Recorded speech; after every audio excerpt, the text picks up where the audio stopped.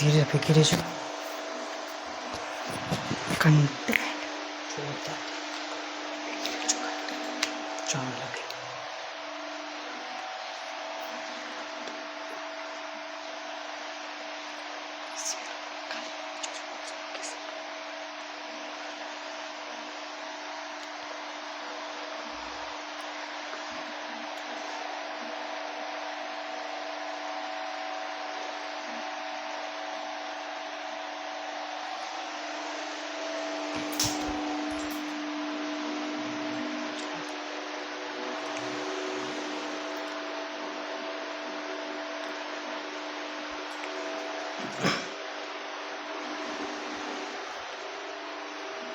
Hello विद्यार्थी मित्रों केम छो स्वागत है तमारू।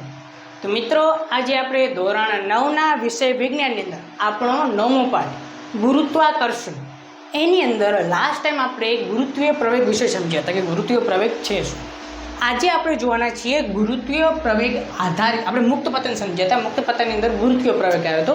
હવે આ ગુરુત્વીય પ્રવેગ આધારિત આપણે દાખલા હોય છે કારણ કે જો ગુરુત્વીય પ્રવેગ હોય છે જી એ કેવો હોય છે અચળ હોય છે અને અચળ પ્રવેગી ગતિ કરે છે। અચળ પ્રવેગી ગતિ કરે છે એટલે એના મેં ત્રણ આપણે જે અચળ પ્રવેગી ગતિના સમીકરણો છે એને આપણે શું કર્યું હતું જીના સમીકરણ સ્વરૂપે એને લખ્યા હતા। એની જગ્યાએ આપણે શું મૂક્યું હતું જી મૂક્યું હતું અને આપણે સમીકરણ બની ગયા હતા। હવે ગુરુત્વીય પ્રવેગની અંદર આપણે અચળ પ્રવેગી ગતિના સમીકરણ લાગુ પાડી શકીએ એટલા માટે એના આધારિત બે દાખલા આપણે ઉદાહરણ અંદર આપેલા છે। એ બંને દાખલા આજે આપણે સોલ્વ કરવાના છે। અત્યારે હું તમને ખાલી ઉદાહરણના દાખલા સોલ્વ કરાવું છું, પછીના જે સ્વાધ્યાયના દાખલા છે હું તમને એ પછી સોલ્વ કરાવીશ, બરાબર? જ્યારે સ્વાધ્યાય સોલ્વ કરાવીશ ત્યારે એની અંદર આખું સ્વાધ્યાય હું તમને સોલ્વ કરાવીશ। તો અત્યારે આપણે પહેલાં ઉદાહરણ જોઈએ છે, ઉદાહરણના દાખલા જોઈએ અને પછી આપણે નેક્સ્ટ ટોપિક ચાલુ કરશું નેક્સ્ટ લેક્ચરની અંદર, બરાબર? તો શરૂ કરીએ। આપણું ઇન્ટરેસ્ટિંગ જે ઉદાહરણ છે રકમ એને આપેલી છે અને શું શોધવાનું છે એ પણ આપણે આપેલું છે। ઉદાહરણ 9.2 રકમ વાંચીને રકમ સમજીએ શું કહેવા માગીએ છીએ। આ બધા દાખલા છે ગુરુત્વીય પ્રયોગના આધારે હશે જે આપણે જી હતું લાસ્ટ લેક્ચર જોશો તો જ ખબર પડશે નહીં। આના સાથે જો તમે જો આ ગમે આ દૃશ્ય ચેપ્ટર હે ને જો ગમે વિજ્ઞાનની વસ્તુ જે કનેક્ટેડ है, रसायन विज्ञान कनेक्टेड है, जीव विज्ञान कनेक्टेड है, भौतिक विज्ञान कनेक्टेड है। तो તમારે ભૌતિક વિજ્ઞાન ડાયરેક્ટલી તમે અહીંથી ભણવા લાગશો તો ચાલશે નહીં। તમારે આના પહેલાંના જે ચેપ્ટર છે જેમ કે 7મો ગતિ 9મો બળ અને ગતિના નિયમો અને પછી આ ચેપ્ટર પછી તમે આ ચેપ્ટર સમજશો તો તમને બધું એકદમ કનેક્ટ થશે। નકર તમે ડાયરેક્ટલી આ ચેપ્ટર ભણવા લાગશો તો તમને ઘણી વસ્તુ પાછના ચેપ્ટરોની આવશે જે તમને ખબર પડશે નહીં। તમને એમ થશે કે શું ચલાવું રહ્યો છું, બરાબર? એ પાછના ચેપ્ટરો સમજો પછી આ આગળ સમજો, રાઈટ? ઓકે, ચાલો। તો રકમ વાંચીએ શું કહેવા માગે છે કે રમકડાની કાર કોઈ છાજલી મતલબ કે આપણે કહીએ બાલ્કની છે, આપણે બાલ્કની હોય, બરાબર? બાલ્કની છે જેની શું હોય જમીન ઉપરથી ઊંચાઈ હોય, એ છાજલી પરથી 0.5 સેકન્ડમાં નીચે જમીન પર પડે છે। રમકડાની કાર છે, મોટી કાર તો પડે નહીં, તો એ રમકડાની કાર છે જમીન ઉપરથી અહીંયા ગેલેરી ઉપરથી જે આપણે કહીએ બાલ્કની એના ઉપરથી પડે છે। ગણતરીની સરળતા ખાતર જો મેં તમને કીધું હતું કે જીનું મૂલ્ય 10 ઘણી જગ્યાએ હશે, બરાબર? આપણે 9.8 લઈએ છીએ એનું મૂલ્ય છે પણ ઘણી વખત તમને ગણતરીની સરળતા ખાતર 10નું મૂલ્ય પણ આપેલું હશે। 10 ના આપેલું હોય તો આપણે 9.8 લેવું પડશે। જીનું મૂલ્ય 10 મીટર પ્રતિ સેકન્ડ સ્ક્વેર કારણ કે પ્રવેગ છે એટલે એનો એકમ લખેલો છે લો। શું શોધવાનું છે તો કે જમીન પર અથડાતી વખતે કારનો વેગ કે જે કાર તમે ફેંકી એ જમીન પર નીચે પડશે કારણ કે જો શરૂઆતમાં ફેંકી શરૂઆતમાં તો એનો વેગ 0 હશે કારણ કે શરૂઆતમાં તમારા હાથમાં સ્થિર હશે, તો અહીં તમે ફેંકી લે અહીંયાથી એનો વેગ વધતો ગુરુત્વાકર્ષણ બળને કારણે ધીરે ગાડી નીચે પડતી જશે, બરાબર? નીચે એક સમય શું છે જમીનની રેટ અથડાઈ જશે, તો અથડાશે તો એ સમય કંઈક વેગ હશે, એ વેગ શોધવાનું છે। બીજું શું શોધવાનું છે કે 0.5 સેકન્ડ દરમિયાન કારની સરેરાશ ઝડપ આપણે ગતિનું ચેપ્ટર યાદ હતું। સરેરાશ ઝડપનું સૂત્ર શું? કાપેલું કુલ અંતર અપોન છેદની અંદર કુલ સમય, એને લાગતો કુલ સમય, કેટલું અંતર કાપ્યું છે છેદની અંદર કુલ સમય, એ આપણું શું થઈ જશે સરેરાશ ઝડપ, બરાબર? બીજું જમીનથી છાજલીની ઊંચાઈ શોધો। જમીનથી છાજલી મતલબ કે જે એ બાલ્કની છે એની અને જમીનથી આની ઊંચાઈ શોધવાની છે। તો આવા દાખલાઓ આપણે પાછળ પણ સોલ્વ કરેલા છે જે બહુ જ ઇન્ટરેસ્ટિંગ અને મસ્ત દાખલા છે, બરાબર? આપણે જોઈએ સોલ્વ કરીએ, પાછળથી કનેક્ટેડ છે, પાછળના વિડીયો જોજો પછી જ ખબર પડશે। ઓકે, ચલો હવે સમજીએ કે જમીન પર અથડાતી વખતે કારનો વેગ। પહેલાં આપણે જોઈએ કઈ વસ્તુ આપણને આપેલી છે એ વસ્તુ આધારે આપણે કયું સમીકરણ લાગુ પડશે આપણે જોઈએ। તો પહેલાં તો આપણને કારની શું આપેલું હોય સમય આપેલો છે કે નીચે આટલા સેકન્ડમાં પડે છે. તો કેટલો ટાઈમ આપેલો છે? પહેલાં તો ટાઈમ કેટલો આપેલો છે આપણને? 0.5 સેકન્ડનો ટાઈમ આપેલો છે. બીજું શું આપણને આપેલું છે? જીનું મૂલ્ય આપેલું છે. જી આપણો પ્રવેગ કહીએ, જીનું મૂલ્ય આપણને આપેલું છે 10 મીટર પ્રતિ સેકન્ડ સ્ક્વેર. બીજું શું આપણને આપેલું છે? તો બીજું આપણને આપેલું છે જીનું મૂલ્ય આપેલું છે જમીન પર અથડાતી વખતે કારનો વેગ. હવે જો શરૂઆતમાં તમને કીધું કાર કેવી હશે? સ્થિર હશે. તો સ્થિર હશે એનો કે પ્રારંભિક વેગ. તો પ્રારંભિક વેગ એનો કેટલો હશે? પ્રારંભિક વેગ એટલે યુ. યુ કેટલો હશે? 0 મીટર પ્રતિ સેકન્ડ. આ થઈ ગયો યુ. તો આપણે શોધવાનું શું છે? તો પહેલી વસ્તુ આપણે શોધવાની છે કારનો અથડાતી વખતે વેગ, મતલબ કે અંતિમ વેગ શોધવાનો છે. તો આપણા સમીકરણની અંદર એવી કોઈ વસ્તુ ગોતો કે એવું સમીકરણ ગોતો કે જેની અંદર આ 4 વસ્તુ આવતી હોય, જેની મદદથી આપણે આ શોધી શકીએ. તો તમે એક સમીકરણ જુઓ. આપણે સમીકરણ કયા છે? v બરાબર u પ્લસ at. આ ખાલી યાદ રાખવા માટે એ લખું રહું. પછી એ s બરાબર ut plus half at square. અને બીજું છે વી સ્ક્વેર માઇનસ યુ સ્ક્વેર બરાબર 2as. હવે તમે આની અંદર જોશો ધ્યાનથી કે જો આ સમીકરણ અંદર મારે અંતર જોશે. અંતર તો મારી જોડે છે. આ સમીકરણ અંદર મારે જોશે, આની અંદર અંતર જોશે, તો મારી જોડે અંતર તો હે નહીં. પહેલું સમીકરણ જો, પહેલાં સમીકરણ અંદર મારે અંતરની જરૂરિયાત નથી. વી મને આપેલો છે, વી મારે શોધવાનો છે. યુ 0 છે, એ આપણું જી છે, અને ટી સમય પણ આપેલો છે. તો પહેલું સમીકરણ આપણે ગતિનું પહેલું સમીકરણ આપણે લાગુ પડી જશે. અચળ પ્રવેગી ગતિનું પહેલું સમીકરણ. તો આગળ લખવું પડશે. આપણે શું લખવું પડશે કે અહીં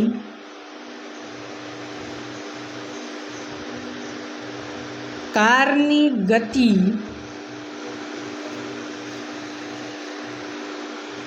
અથવા અહીં કારનો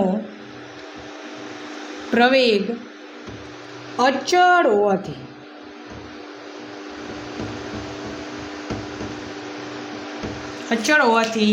શું લખશું આપણે? અહીં લખું રહો, અહીં સાઈડમાં લખું હોવાથી અચળ પ્રવેગી ગતિના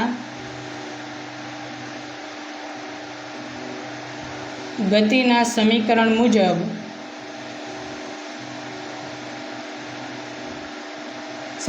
તમે શું લખશો? વી તમારે શોધવાનું છે. વી બરાબર યુ પ્લસ એટીની જગ્યાએ આપણે શું મૂકીશું? જીટી. હવે જો મેં તમને એક વસ્તુ કીધી હતી જ્યારે મેં ચલાવતું હતું ત્યારે મેં તમને કીધું હતું કે જ્યારે ગતિ થતી હોય અને જે ગુરુત્વીય પ્રવેગ છે એની દિશા અને ગતિની દિશા જો સેમ હશે તો જીનું મૂલ્ય આપણે ધન લઈશું. જો ગતિ અને ગુરુત્વીય પ્રવેગ બંનેની દિશા જુદી જુદી હશે તો જીનું મૂલ્ય આપણે ઋણ લઈશું. યાદ છે? ગતિ જો માન લો કે હવે તમે બોલ છે, બોલને નીચે આવેલો છે, બોલ નીચે આવેલો છે, તો જી કઈ દિશામાં લાગે? ગુરુત્વીય પ્રવેગ કઈ દિશામાં લાગે? નીચેની દિશામાં લાગે. જી એ નીચેની દિશામાં, ગતિ એ નીચેની દિશામાં, તો જીને તમારે ધન લેવાનું.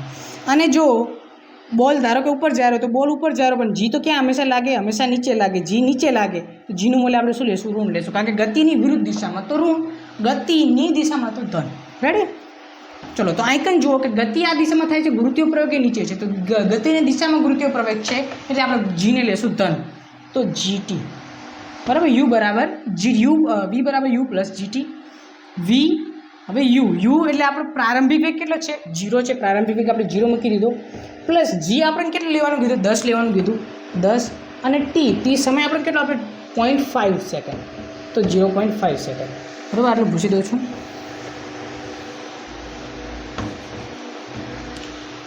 તો આપણે વી શોધવાનું છે. તો વી બરાબર આ 10 ગુણ્યા 5, 10 ગુણ્યા 0.5 એટલે કેટલા થઈ જશે?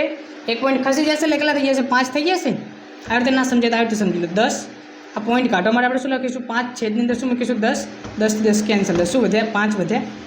શું વધશે? 5 મીટર પ્રતિ સેકન્ડ. તો કારનો અંતિમ વેગ કેટલો થઈ ગયો? 5 મીટર પ્રતિ સેકન્ડ થઈ ગયો. પહેલી વસ્તુ તો ચડી ગઈ. બરાબર, પહેલી વસ્તુ આપણે ના મળી ગઈ. હવે બીજી વસ્તુ કે 0.5 સેકન્ડ દરમિયાન કારની સરેરાશ ઝડપ શોધવાની છે. કારની સરેરાશ ઝડપ શોધવા માટે આપણે જરૂર છે કારે કાપેલું કુલ અંતર. તો કારે કેટલું અંતર કાપ્યું છે? સર કારે તો અંતર કાપ્યું છે કે તમે ગેલેરી ઉપરથી ફેંક્યો તો ગેલેરીના ઉપરના ભાગથી લઈ ઠેઠ જમીનના નીચેના ભાગ સુધી જેટલી ઊંચાઈ હશે એટલું એનું અંતર કાપ્યું હશે. એ કાપેલું કુલ અંતર અને સમય કેટલો? તો સમય તો આપેલો જ છે 0.5 સેકન્ડ. તો કાપેલું કુલ અંતર ભાગ્યા સમય એ બંનેનો ભાગાકાર કરતો હોય આપણે શું મળી જશે? સરેરાશ ઝડપ. બરાબર, તો આપણે જોઈ લઈએ. પણ આપણે પહેલાં કાપેલું કુલ અંતર શોધવું પડશે. રેડી? તો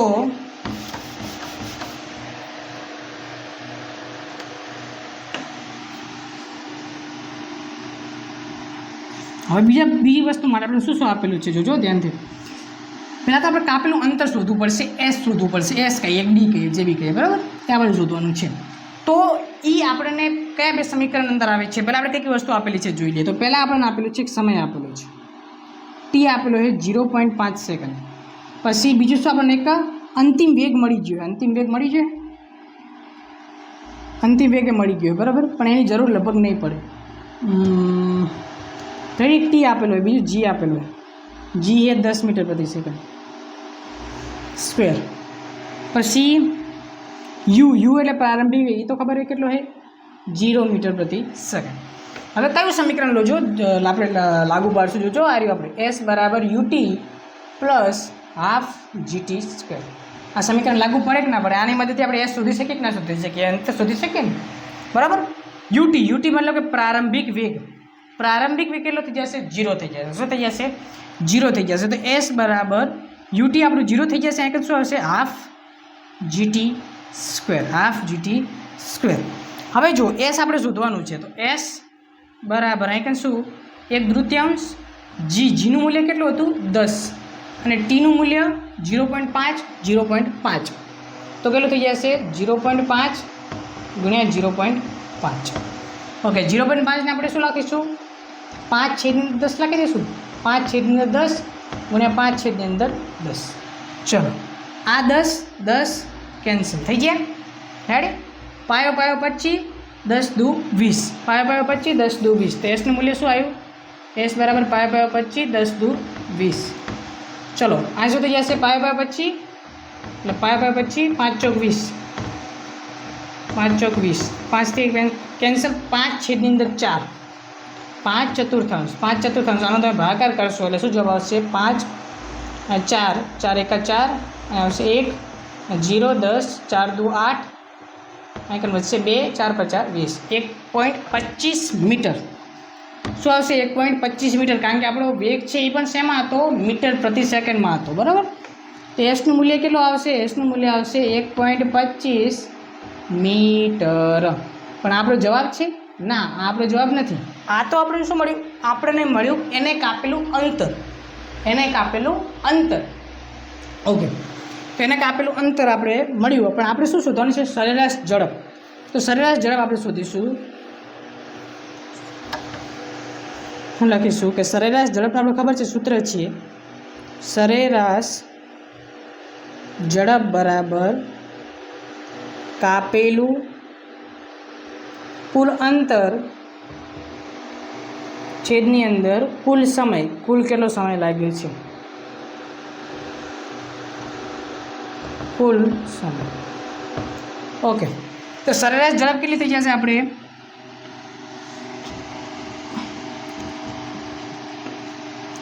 સરેરાશ ઝડપ કાપેલું કુલ અંતર કેટલું છે? તો કે કાપેલું કુલ અંતર છે, કાપેલું કુલ અંતર ખબર પડી ને, 1.25 મીટર. અને એનો કુલ સમય કેટલો લાગ્યો? તો કુલ સમય લાગ્યો આટલો, 0.5 સેકન્ડ. 0.5 સેકન્ડ. તો આ શું થઈ જશે? આપણે સરેરાશ ઝડપના. જ્યાં થોડુંક સોલ્વ કરવું પડશે, તો સોલ્વ કરીએ. જોજો ધ્યાનથી કઈ રીતે સોલ્વ કરવું. તો 1.25 અને 0.5 છે, તો 1 પોઈન્ટ અહીં ખસેડ્યું, 1 પોઈન્ટ અહીં ખસેડ્યું, તો શું થઈ ગયું? 12.5 છેદની અંદર 5. હવે 1 પોઈન્ટ અહીં ખસેડ્યું, અહીં કંઈક 0 મૂક્યો, તો શું થઈ જશે? 125 છેદની અંદર શું આવી જશે? 50. પાયો 125 125 125. હવે આ કાંઈ 0 છે, 25 છેદની અંદર 10 છે, 25 છેદની અંદર 10 છે. 10 વડે 25નો ભાગાકાર કરી દો તો ડાયરેક્ટલી પોઈન્ટ ખસેડતા આવડતું હોય તો પોઈન્ટ ખસેડી દેવાનો. તો તમને શું મળશે? સરેરાશ ઝડપ મળશે 2.5 મીટર પ્રતિ સેકન્ડ. સરેરાશ ઝડપ મળી ગઈ. સરેરાશ ઝડપ તમને શું મળી ગઈ? 2.5 મીટર પ્રતિ સેકન્ડ. રાઈટ? બરાબર.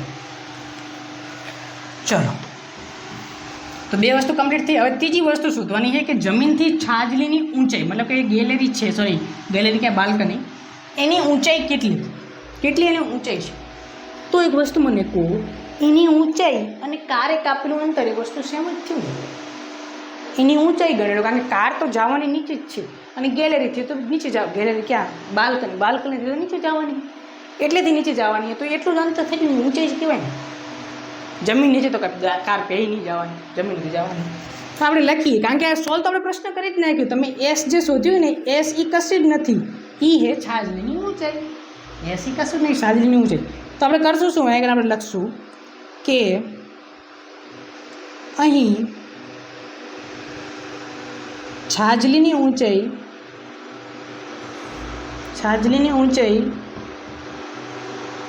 કારે કાપેલ અંતર બરાબર હોવાથી છાજલીની ઊંચાઈ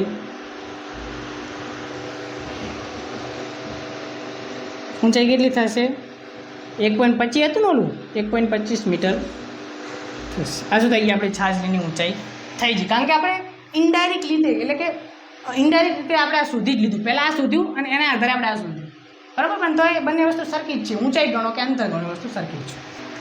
હવે જોઈએ મિત્રો, ઉદાહરણ 9.3 રકમ વાંચીએ. એક પદાર્થને ઉર્ધ્વ દિશામાં ફેંકતા 10 મીટરની ઊંચાઈએ પહોંચે છે, તો પદાર્થને કેટલા વ્યક્તિ ઉપર તરફ ફેંકેલ હશે? અને બીજી વસ્તુ શોધવાની છે કે પદાર્થને મહત્તમ ઊંચાઈએ પહોંચતા લાગતા સમયની ગણતરી કરો. તો હવે તમે પદાર્થને ઉપર તરફ ફેંકો છો, તો ઉપર તરફ ફેંકો છો મતલબ કે તમે ઓલી વસ્તુ અંદર કેવું હતું, ઉપરથી નીચે પડતું હતું. ત્યાં શરૂઆતનો વેગ 0 હતો, નીચે વધી ગયો. હવે આ આપણે કેવું છે, શરૂઆતની અંદર વેગ વધારે છે, આપણે હાથથી ફેંકે છે, આપણે બળની મદદથી આપણે ફેંકે છે વસ્તુને, બોલને સમજી લો, બોલને ફેંકે છે. તો બોલનો શરૂઆતની અંદર વેગ હશે, મારા હાથમાંથી છૂટે એ સમયનો વેગ હશે, અને મહત્તમ ઊંચાઈ સુધી પહોંચશે એવો સમય આવશે કે એનો વેગ શું થઈ જશે? 0 થઈ જશે. એ સમયે જે ઊંચાઈ હશે એને કહેવાશે મહત્તમ ઊંચાઈ, અને એના પછી ધીરે ધીરે નીચે આવવા લાગશે. પણ આપણે એની વાત નથી કરતા, આપણે મહત્તમ ઊંચાઈ સુધી પહોંચે એટલા સુધી જ આપણે જોવાનું છે. અને અહીંયા શું થાય છે? ધીરે ધીરે એનો વેગ ઘટતો જાય છે. ઘટે છે શા માટે? કારણ કે નીચે શું લાગે છે? ગુરુત્વાકર્ષણ બળ લાગે છે. ગુરુત્વાકર્ષણ બળને કારણે ગુરુત્વીય પ્રયોગ ઉત્પન્ન થાય છે, જે નીચેની દિશામાં લાગે છે. જેની દિશા કેવી હોય છે? નીચેની ગતિ કઈ દિશામાં થાય છે? ઉપરની દિશામાં થાય છે. તમે સમજો હું શું કહેવા માગું કે આપણે ગતિ થઈ રહી, બોલની ગતિ થઈ રહી છે, તો બોલ ગતિ કરેલો છે ઉપરની દિશામાં, ગુરુત્વીય પ્રયોગ કઈ દિશામાં લાગે છે? જી નીચેની દિશામાં. તો આ દિશાને આપણે ધન માનશું, આ દિશાને ઋણ માનશું, તો જીને આપણે માઇનસ લેવો બસ, રાઈટ. કારણ કે ગતિ ઉપરની દિશામાં થાય રહી છે એટલા માટે, રાઈટ. અને પ્રવેગ કેમ ઉત્પન્ન થાય છે? કારણ કે પ્રવેગ કોને કહેવાય? વેગની અંદર થતો ફેરફાર. તો વેગની અંદર થતો ઘટાડો એ પ્રવેગ જ કહેવાય ને. અને ફેરફાર તો થયો છે. ફેરફાર થવો એનો અર્થ એ નહીં કે વેગની અંદર વધારો જ થયો, વેગની અંદર ઘટાડો થયો, એ બી વેગની અંદર ફેરફાર જ થયો. તો આના વેગની અંદર ઘટાડો થયો, વેગની અંદર ફેરફાર થયો મતલબ પ્રયોગ ઉત્પન્ન થયો. આ આપણો પ્રયોગ, રાઈટ. ચાલો, તો ઉર્ધ્વ દિશામાં ફેંકતા તે 10 મીટરની ઊંચાઈએ પહોંચે છે, મહત્તમ 10 મીટરની ઊંચાઈએ પહોંચે છે ને અહીંયા આગળ એનો વેગ શું થઈ જશે? 0 થઈ જશે. શું થઈ જશે? 0 થઈ જશે. આપણે બોલને સમજી લઈએ કે આ બોલને છે ઉપર ફેંક્યો, તો એક ઊંચાઈ ઉપર માની લો અહીંથી ફેંક્યો નીચેથી આ જમીને, અને આ ઊંચાઈ એ સ્થિર થઈ જાય છે. આ ઊંચાઈ અહીંયાથી છે 10 મીટર, બરાબર. તો ઊંચાઈ પહોંચે તો પદાર્થને કેટલા વેગથી ફેંકેલ હશે, મતલબ કે નીચેથી તમે કેટલા વેગથી એને ફેંક્યો હશે એ શોધવાનું છે. બીજું પદાર્થને મહત્તમ ઊંચાઈ પહોંચતા લાગતો સમય, આટલું અંતર કાપવા માટે એને કેટલો સમય લાગ્યો હશે. ઓકે, પહેલાં કંઈક આર્ટિન જો અહીં કે તમે જો જીનું મૂલ્ય આપણે કંઈ 10 લેવાનું કીધું નથી, એટલે આપણે 9.8 લેવું પડશે, રાઈટ. ઓકે, તો ચલો આપણે પહેલો દાખલો સોલ્વ કરીએ. એક વસ્તુ આપણને આપેલી છે, આપણે જોઈએ. તો પહેલાં તો હે ને આપણે અંતર આપેલું છે, મતલબ આપણે કહીએ એસ કહીએ કે ડી કહીએ, જે આપણને આપેલું છે 10 મીટર આપેલું છે, રાઈટ. પછી બીજું આપણને આપેલું છે કે જો પદાર્થ એક હાઈએસ્ટ ઊંચાઈ પર પહોંચે એટલે એનો અંતિમ વેગ 0 થઈ જશે. પ્રારંભિક વેગ તો હશે પણ અંતિમ વેગ શું થઈ જશે? 0 થઈ જશે. તો જ સ્થિર થાય ને, સ્થિર તો થાય ને. તો એને આપણે અંતિમ વેગને કહીશું આપણે વી બરાબર કેટલો થઈ જશે? 0 મીટર પ્રતિ સેકન્ડ. તો જ એ વસ્તુ સ્થિર થઈ જશે. ઓકે, આપણે શોધવાનું શું કીધું છે? આપણને શોધવાનું કીધું છે પ્રારંભિક વેગ. બીજું આપણે શું આપેલું? જી આપેલું. જી આપણું કેટલું છે? તો જી આપણને ખબર છે 9.8 ગુરુત્વીય પ્રવેગ, બરાબર. 9.8 મીટર પ્રતિ સેકન્ડ સ્ક્વેર, બરાબર. બીજું આપણે શું આપણે શોધવાનું છે? મેન શોધવાનું છે આપણે યુ કેટલું થાય છે આપણે શોધવાનું છે. તો હવે આપણે આ જે છે પદાર્થના વેગની અંદર ઘટાડો થાય છે, મતલબ કે પ્રવેગ ઉત્પન્ન થાય છે. આ પ્રવેગ કેવો છે? અચળ હોય છે. તો અહીં પહેલાં આપણે કઈ સમીકરણ આપણે લાગુ પડશે, કારણ કે અચળ પ્રવેગી ગતિ તો ખબર કરે જ છે. મેં તમને કીધું જ છે, સમજાવતી વખતે જ મેં કીધું છે કે આ જે ગતિ થાય છે અચળ પ્રવેગી ગતિ થાય છે, એટલા માટે જ એ સમીકરણ લાગુ પડે છે. તો સમીકરણો કયા કયા છે આપણે જોઈએ તો v બરાબર u પ્લસ at. at એ આપણું g છે, બરાબર. તો તમે જુઓ કે આની મદદથી મારે શું ગોતવાનું છે, તો આના માટે મારે સમય જોઈશે. સમય મારી જોડે છે, એની સમય મારે ગોતવાનો છે. તો પહેલું સમીકરણ એ લાગુ પડે. બીજું સમીકરણ s બરાબર ut plus half at square. Half at square તો આમાં જો સમય શું કે અંતર આપેલું છે, પણ ut મારે શું u અને t એટલે સમય જોઈશે. તો આ સમીકરણ લાગુ પડશે નહીં, કારણ કે મારે આની અંદર સમય જોઈશે. ત્રીજું સમીકરણ v square minus u square બરાબર 2as. તો આની અંદર તમે જુઓ મારે અંતિમ વેગ, પ્રારંભિક વેગ, પ્રવેગ અને અંતર, આમાં મારે કોઈ સમય આવતો નથી, કારણ કે મારી જોડે સમય છે નહીં અને સમય આની જોડે આવતો જ નથી. એટલે આપણે આ સમીકરણ લાગુ પાડી શકીશું. આની મદદથી આપણે યુ શોધી શકીશું, કારણ કે જો વી આપણને આપેલું હોય, જી આપણને આપેલું હોય, એસ એ આપણને આપેલું હોય, એની મદદથી આપણે યુ શોધી શકીશું. કારણ કે આપણે શું શોધવાનું છે? પ્રારંભિક વેગ, શરૂઆતની અંદર કેટલો વેગ હતો એ શોધવાનું છે, બરાબર. આપણે મળી જશે. તો હવે આપણે લખીએ કે અહીં નાકા તમે શરૂઆતમાં લખો તો બી ચાલે, ઉપર લખો ને આ એક ના લખો, એની પહેલાં લખી દો તો બી ચાલે. અહીં પદાર્થ કોઈ કીધું નહીં, આપણે લખીએ કે પદાર્થ, એવું થોડી કીધું બોલ કીધું, એટલે આપણે પદાર્થ જ લખશું, જે કીધું એ લખીએ. અહીં પદાર્થ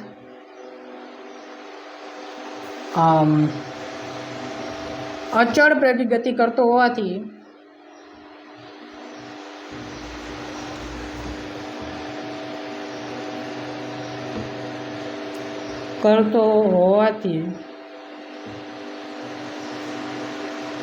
અચળ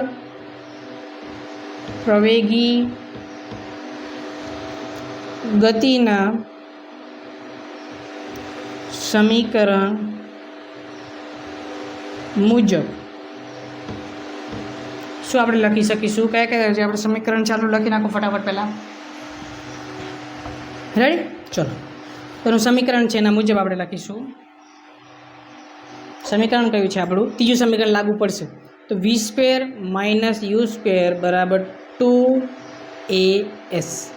હવે આની અંદર તમે જુઓ વી સ્ક્વેર મતલબ અંતિમ વેગ આપણને ખબર છે 0. તો અંતિમ વેગ 0 છે, 0નો વર્ગ માઇનસ યુ સ્ક્વેર જે આપણે શોધવાનો છે પ્રારંભિક વેગ, શરૂઆતમાં કેટલા વેગથી તમે બોલને ફેંક્યો હતો, પદાર્થને ફેંક્યો હતો.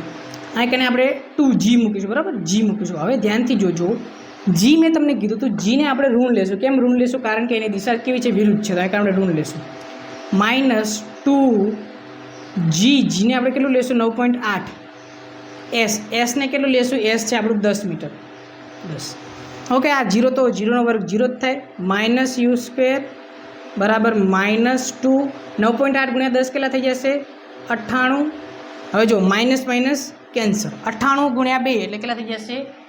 194 થઈ જશે. કરી દઈએ સરવાળો. 98 વત્તા 98, 8 ને 100 નો સગડો બધી પડી 1, 896 થશે. 9 દુ 18, 9 દુ 18 ને 19, 196. શું થઈ જશે? 196. તો યુ સ્ક્વેર બરાબર 196. હવે યુ બરાબર શું થઈ જશે? વર્ગમૂળમાં 196. તો 196નું તમારે વર્ગમૂળ નીકાળવું પડશે. તો 196નું વર્ગમૂળ થાય છે 14. શું થાય છે? 14. યાદ રાખવું પડશે તમારે. 196 કોનું વર્ગમૂળ? 14નો તમે વર્ગ કરશો એટલે શું થઈ જશે? 196. તો વર્ગમૂળ આવડે છે ને કે નહીં આવડતું? શીખી લેજો. રેડી? કારણ કે ઇમ્પોર્ટન્ટ છે. તો આનું યુ બરાબર શું થઈ જશે? 14. શું થઈ જશે? 14 મીટર પ્રતિ સેકન્ડ. તો એનો પ્રારંભિક વેગ જે પદાર્થ છે એને શરૂઆતમાં કેટલા વેગથી ફેંકેલો હશે? 15 મીટર પ્રતિ સેકન્ડની ઝડપથી વેગથી એને ફેંકેલો હશે. કોને? પદાર્થ. બરાબર. તો આ સુધી જો આપણે એનો પદાર્થને કેટલા વેગથી ઉપર તરફ ફેંકેલો હશે? તો 14 મીટર પ્રતિ સેકન્ડના વેગથી એને ફેંકેલો હશે. તો પહેલો પ્રશ્નનો જવાબ મળી ગયો. બીજો આપણે જોઈએ કે પદાર્થને મહત્તમ ઊંચાઈ પહોંચતા લાગતા સમયની ગણતરી કરો. તો આપણે સમયની ગણતરી કરવાની છે. ઓકે,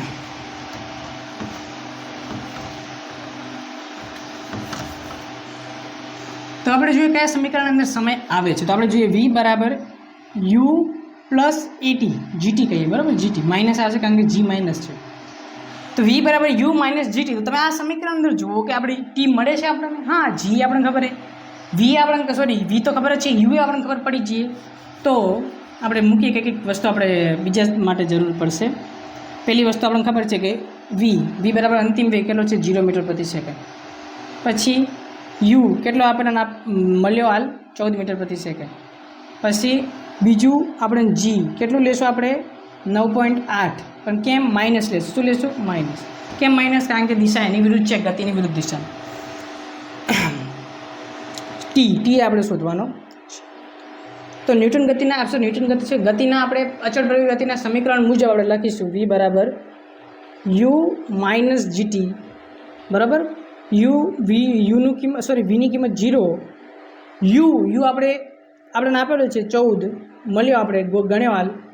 આની કિંમત થઈ જશે 9.8. ટી આપણે શોધવાનો છે. ઓકે, આ 14 છે, 14 બરાબરની આ જ જશે તો શું થઈ જશે? -14 બરાબર -9.8 ગુણ્યા ટી. Minus cancel. આ શું થઈ જશે? ટી બરાબર શું થઈ જશે? 14 છેદની અંદર 9.8. આનું કેલ્ક્યુલેશન કરીએ આપણે તો 1 પોઈન્ટ આપણે ખસેડી દઈએ. 14 અહીં શું થઈ જશે? 1 પોઈન્ટ અહીં ખસેડશું તો અહીં શું આવશે? ઉપર 0 આવી જશે. 0 અહીં શું આવી જશે? 98. 14 સીતા 98 બરાબર. તો શું ઉપર આવી જશે? ઉપર 10 છેદની અંદર 7. હવે આને આપણે શું કરી દઈએ? કેલ્ક્યુલેશન કરી દઈએ, ભાગાકાર કરી દઈએ. 7 1 7 અહીં જશે 3 0 7 તારીખ 7 ચોક 28 આ વધશે 2 0 7 દુ 14 7 દુ 14 અહીં વધશે 6 અહીં 0 7 પછી 49 7 8 56 7 8 56 અહીં વધશે 4 બરાબર. તો શું આવ્યું? 1.428. શું જવાબ આવ્યો? સમય બરાબર આવ્યો 1.428 સેકન્ડ આપણો જવાબ આવ્યો. આટલો સમય એને લાગશે એ મહત્તમ ઊંચાઈએ પહોંચતા. કેટલો સમય લાગશે? 1.428 સેકન્ડ જેટલો એને સમય લાગશે. આ થઈ ગયો આપણો આન્સર. રેડી? તો આપણે બંને જે છે એ શોધ્યા. રેડી? તો આશા રાખું છું તમને આ બંને દાખલા ઉદાહરણની અંદર ખબર પડી હશે. અને જે સ્વાધ્યાયના દાખલા છે આપણે સ્વાધ્યાય અંદર જ્યારે આવશે સોલ્વ કરીશ ત્યારે તમને સોલ્વ કરાવીશ. તો આશા રાખું છું તમને આ લેક્ચર અંદર ખબર પડી હશે. જો ના ખબર પડી હોય તો કમેન્ટ સેક્શન તમે પૂછી શકો છો. તમે આવ્યા ભણ્યા સમજ્યા બદલ મારો થેન્ક યુ, આભાર.